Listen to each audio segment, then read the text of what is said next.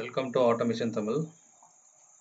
நம்ம லாஸ்ட் வீடியோவில் MySQLலேருந்து இருக்கிற டேபிளை எப்படி லேப் வியூ மூலயமா ரீட் பண்ணும் அப்படிங்கிறத பார்த்தோம். ஒரு சிம்பிள் கொரி எக்ஸாம்பிள் பார்த்தோம். இப்போது அதே எக்ஸாம்பிளில் நம்ம எப்படி ஒரு டேட்டாவை லேப் வியூவில் மூலயமா MySQLக்குள்ளே இன்சர்ட் பண்ணது அப்படிங்கிறது பார்க்க போகிறோம். இது ஜஸ்ட் வந்து நம்ம ஒரு ரீட் ஆப்ரேஷன் தான் பெர்ஃபார்ம் பண்ணியிருக்கோம். ரைட் ஆப்ரேஷன் எப்படி பெர்ஃபார்ம் பண்ணுறது அப்படிங்கிறத வந்து நம்ம இந்த வீடியோவில் பார்க்க போகிறோம்.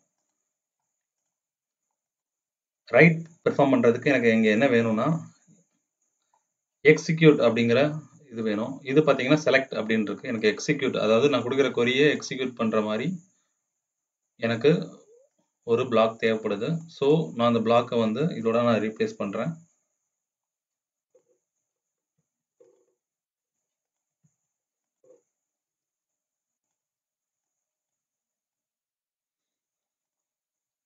இது எல்லாமே ஒரே இதில் கனெக்ட் பண்ணலாம் அப்படின்னா பண்ணலாம். நான் ரீடு பெர்ஃபார்ம் பண்ணிவிட்டு ரைட் பெர்ஃபார்ம் பண்ண போகிறேன். ஸோ நான் எல்லாத்தையும் ஒரே இதில் கனெக்ட் பண்ணுறேன்.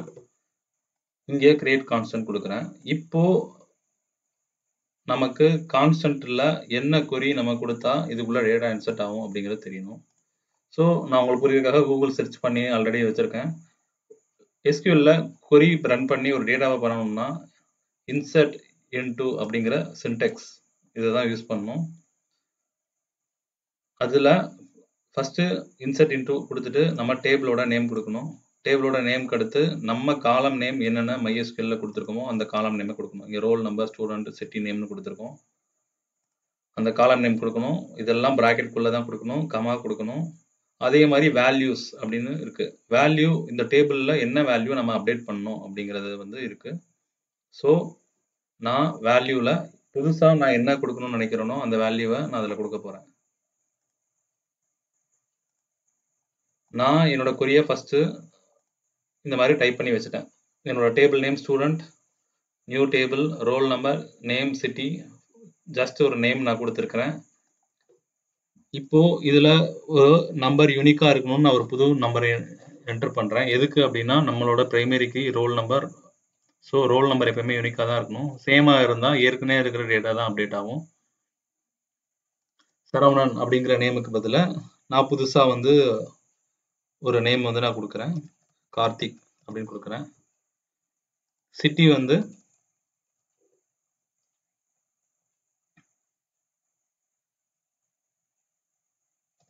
கரூர்.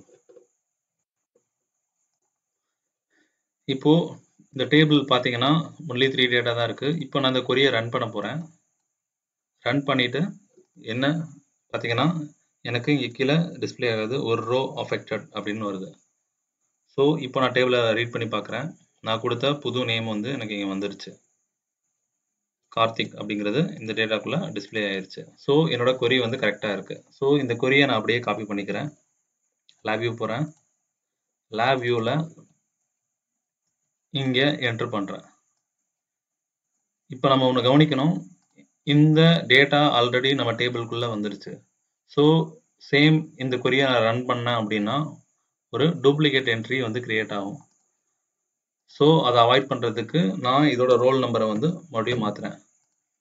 ஸோ கார்த்திக்ன்ற நேமில் 2 ரோல் நம்பர் வந்து நம்ம கொடுக்கலாம். 2 பர்சன்ஸ் இருக்கிறதுக்கு வாய்ப்பு நிறையவே இருக்குது. ஸோ ரோல் நம்பரை மட்டும் மாற்றிட்டேன். இப்போது நான் இந்த கொரியை ரன் பண்ண போகிறேன். இப்போ பார்த்தீங்கன்னா நான் கார்த்திக் கரூர் அப்படின்னு கொடுத்துருந்த டேட்டா வந்து நான் அங்கே மேனுவலாக என்டர் பண்ண டேட்டா எனக்கு இங்கே வந்து வந்துருச்சு. இப்போது நான் புதுசாக கொடுத்த டேட்டா வந்து எனக்கு டிஸ்பிளே ஆகலை. ஆனால் என்னோட MySQLல போய் நான் வியூ பண்ணி பார்க்குறேன்.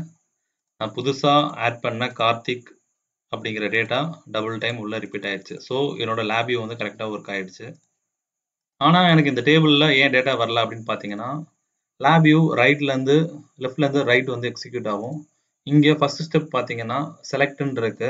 செலக்ட் கம்ப்ளீட் ஆனதுக்கப்புறம் தான் நம்ம ரைட் ஆப்ரேஷனே பெர்ஃபார்ம் பண்ணுறோம். ஸோ ரீடிங் வந்து ஃபர்ஸ்ட் நடந்ததுனால ரீடுக்கு அடுத்து நம்ம இன்சர்ட் பண்ண டேட்டா நமக்கு இங்கே ரீட் ஆகலை. இப்போது நான் இதை மறுபடியும் நான் ரன் பண்ணுறேன். அப்போது எனக்கு லாஸ்ட்டாக அப்டேட் ஆன டேட்டா வரும். இப்போது இதே டேட்டா திருப்பி ஓவர் ரைட் ஆகும். இப்போ பார்த்தீங்கன்னா எரர் வந்துருச்சு. இது என்ன எரர் அப்படின்னு பார்த்தீங்கன்னா டூப்ளிகேட் என்ட்ரி வந்து கிரியேட் ஆக ட்ரை பண்ணுது. அதனால தான் எனக்கு இந்த எரர் வருது. இப்போ பார்த்தீங்கன்னா, என்னோட டேட்டா வந்து ரீட் ஆயிடுச்சு. கார்த்திக் 2 தடவை குடுத்திருந்தேன், ரீட் ஆயிடுச்சு. ஸோ, நான் மறுபடியும் ஒரு புது ரோல் நம்பர் குடுக்குறேன். கார்த்திக்கை வந்து 3rd டைம் நான் என்டர் பண்ண போறேன். இப்போ இந்த தடவை நான் என்ன பண்ணிக்கிறேன்னா, என்னோட லாஜிக்ல ரைட்ட ஃபர்ஸ்ட் பெர்ஃபார்ம் பண்றேன்.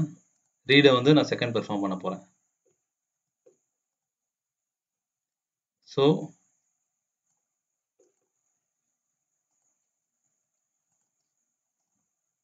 SQL போறேன். செலக்ட் அப்படிங்கிற குறிய வந்து நான் அடுத்து குடுத்துறேன். எரர்ஸ் கனெக்ட் பண்றேன். ரெஃபரன்ஸையும் கனெக்ட் பண்ணியாச்சு.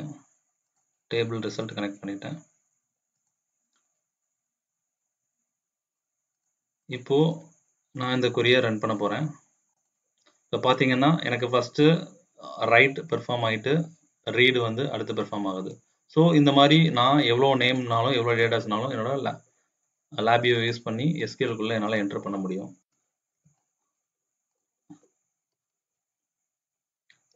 சிவா அப்படின்னு கொடுக்குறேன். SQL-ல query ரன் பண்ணும்போது ரொம்ப கவனமா இருங்க. எல்லாமே கேஸ் சென்சிட்டிவ், கமா, செமிகோலன் இதெல்லாமே வந்து நம்ம கரெக்டா என்டர் பண்ணாதான் டேட்டா இன்சர்ட் ஆகும். இதுல ஏதாவது ஒரு கமாவோ செமிகோலனோ மிஸ் பண்ணீங்க அப்படின்னா query எரர்ல கொண்டு போய் முடியும்.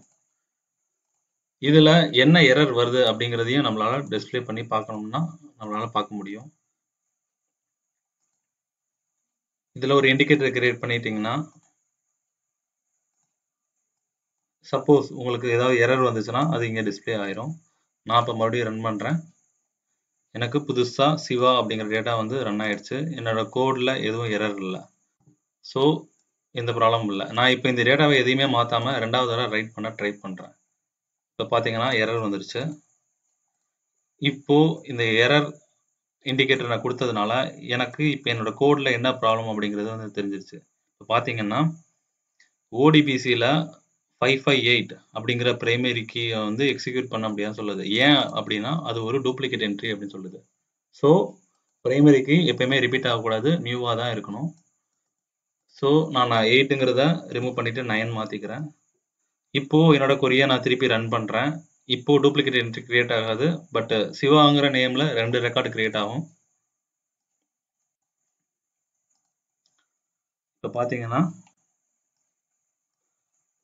எந்த எரரும் இல்லை.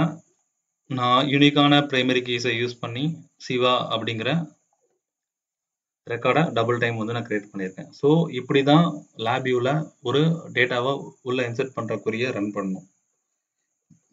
தேங்க்யூ.